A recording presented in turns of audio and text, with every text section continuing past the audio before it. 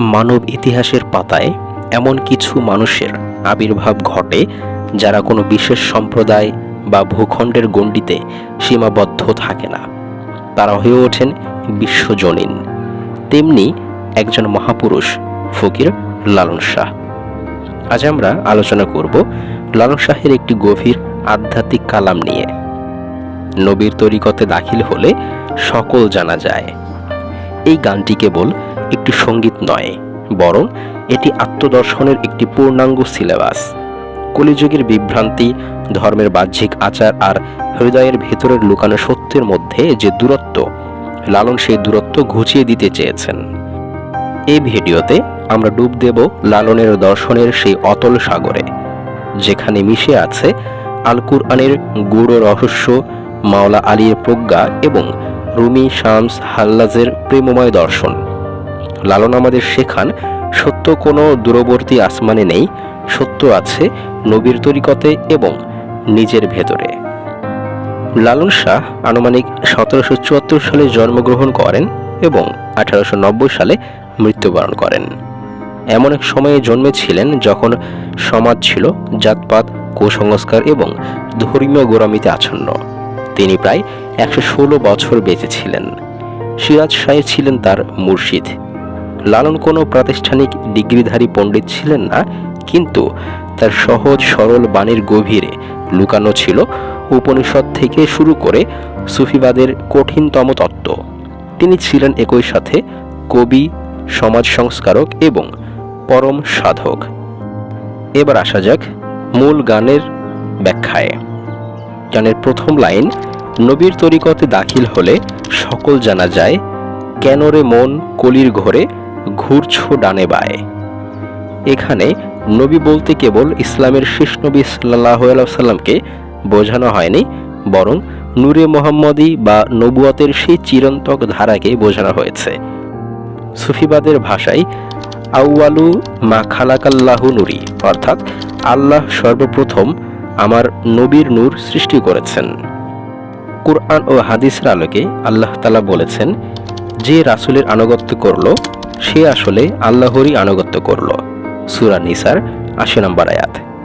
লালন বলছেন, যদি তুমি সেই নবীর তরিকতে অর্থাৎ তার দর্শনে প্রবেশ করতে পারো, তবে মহাবিশ্বের গূঢ় রহস্য তোমার কাছে উন্মোচিত হবে। এছাড়াও মাওলা আলী আলাইহিস সালাম বলছেন, তুমি নিজেকে একটি ক্ষুদ্র শরীর মনে করো, অথচ তোমার ভেতরেই বিশাল মহাবিশ্ব লুকায়িত আছে। লালন সেই মহাবিশ্বকে চেনার জন্য নবীর তরিকত বা পথকে একমাত্র রাস্তা বলছেন। কলিকাল মানে বিভ্রান্তির যুগ, যেখানে মানুষ বস্তুবাদে অন্ধ। শামস তাবরিজ বলছেন, সত্যের পথ হৃদয়ের ভেতর দিয়ে যায়, মগজ দিয়ে নয়। আমরা ডানে বায়ে অর্থাৎ ধর্মের বাহ্যিক আচারে ঘুরছি, কিন্তু মূল কেন্দ্রে বা হৃদয়ে পৌঁছাতে পারছি না।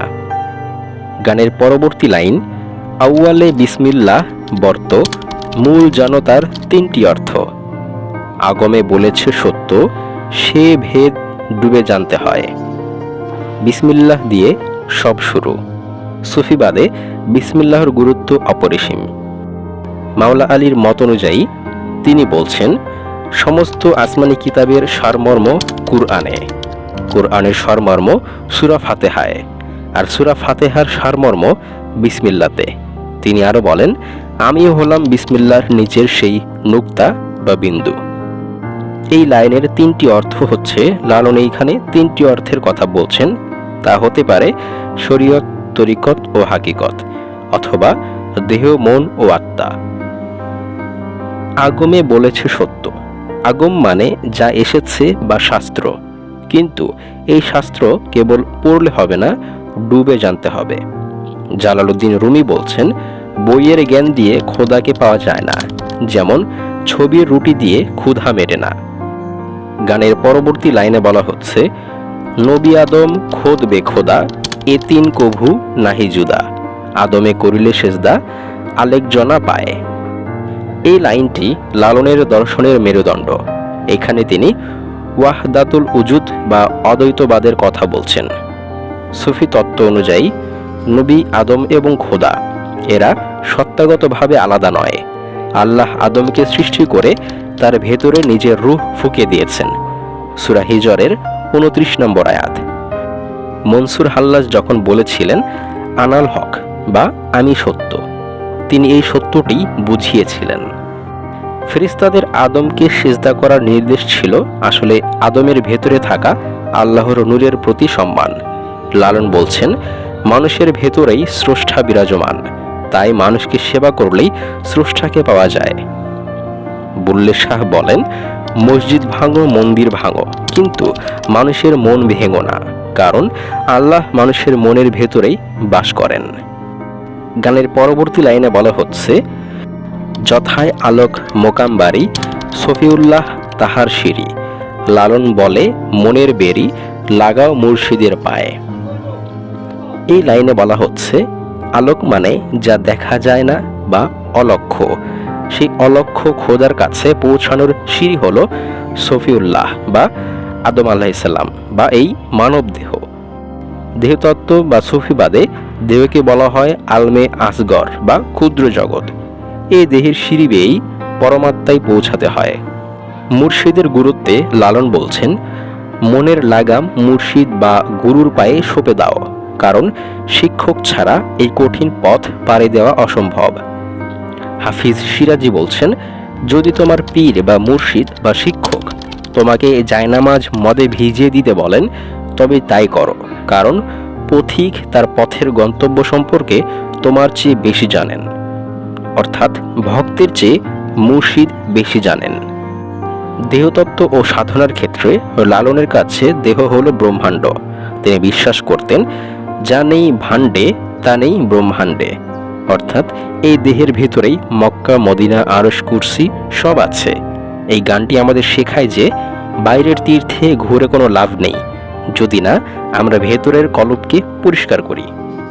লালন যখন বলেন আদমকে করিলে সেজদা, তখন তিনি সব মানুষের মর্যাদা সমান করে দেন। সেখানে বামন, শূদ্র বা হিন্দু মুসলিম ভেদাভেদ থাকে না। তিনি জাত প্রথার শিকল ভেঙে মানুষকে কেবল মানুষ হিসেবে দেখতে শিখিয়েছেন। পার্থিব প্রেম কামনা নির্ভর, কিন্তু লালনের প্রেম হলো ইশকে হাকিকি। মাওলানা জালালউদ্দিন রুমি যেমন শামসের প্রেমে মগ্ন হয়ে স্রষ্টাকে খুঁজে পেয়েছিলেন, লালনে তেমনি মুর্শিদের প্রেমে ফানা হয়ে স্রষ্টাকে পেতে চেয়েছেন। অনেকে মনে করেন লালন ধর্ম মানতেন না। এটি সম্পূর্ণ ভুল ধারণা। লালন ধর্মের খোলস বা বাহ্যিক গোড়ামির বিরোধী ছিলেন, কিন্তু ধর্মের মূল বা আধ্যাত্মিকতার পরম অনুসারী ছিলেন তিনি নামাজ রোজাকে অস্বীকার করেননি, বরং বলেছেন প্রাণহীন ইবাদতের চেয়ে সচেতন হৃদয়ের সাধনা শ্রেষ্ঠ। হাদিসে বলা হচ্ছে, 1 ঘন্টার চিন্তা বা গভীর সাধনা 70 বছরের ইবাদতের চেয়ে উত্তম। লালন এই দর্শনেরই প্রচারক। আজ থেকে প্রায় 150 বছর আগে লালন যা বলে গেছেন, আজকের এই হানাহানি আর অস্থিরতার যুগে তা আরও বেশি প্রাসঙ্গিক।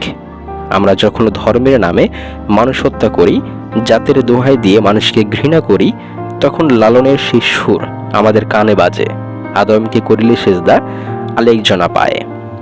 লালনের দর্শন আমাদের শেখায় সহনশীলতা, প্রেম এবং আত্মানুসন্ধান। নবীর তরিকত মানে কেবল দাড়ি, টুপি বা পোশাক নয়। নবীর তরিকত মানে ক্ষমা, দয়া আর পরমাত্মার সাথে সংযোগ। আপনি যে ধর্মেরই হন না কেন, নিজের ভেতরের মানুষটিকে চিনতে পারাই হলো জীবনের চরম সার্থকতা। আসুন আমরা আমাদের মনের বেরি মুর্শিদের জ্ঞানে এবং প্রেমের চরণে সমর্পণ করি। তবেই আমরা ডানে বায়ে ঘোরা বন্ধ করে সত্যের সোজা পথ খুঁজে পাব। আজকের মতো এ পর্যন্তই। ভিডিওটি যদি ভালো লেগে থাকে তাহলে অবশ্যই লাইক, কমেন্ট, শেয়ার করুন এবং নিত্য নতুন ভিডিও পেতে চ্যানেলটি সাবস্ক্রাইব করে পাশে থাকুন। সম্পূর্ণ ভিডিওটি দেখার জন্য অসংখ্য ধন্যবাদ। ভালো থাকবেন।